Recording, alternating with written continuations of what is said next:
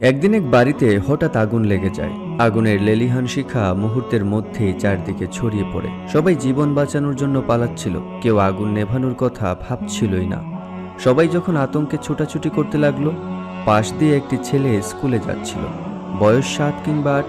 সে আগুন দেখে মুহূর্তেই তার গায়ের টি শার্ট খুলে সেটা পুকুরের পানিতে ভিজিয়ে আগুন নেভানোর চেষ্টা করছে। পাশ থেকে একজন যুবক পুরো দৃশ্য দেখছিল। দেখে সে তার উপর হাসতে লাগলো আর বলতে লাগলো, আরে পাগল, এতে কি আগুন নিভবে? তুই এতটুকু পানি এনে কি আগুন নেভাতে পারবি? এটা তো একেবারেই অসম্ভব। কিন্তু ছোট্ট ছেলেটি তার কথায় কান দিল না।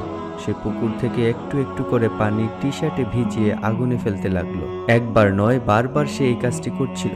আর যুবকের প্রশ্নের উত্তরে বলল, আমি জানি আমার একার শক্তিতে আগুন নেভাতে পারবো না, কিন্তু আমি অন্তত চেষ্টা করছি।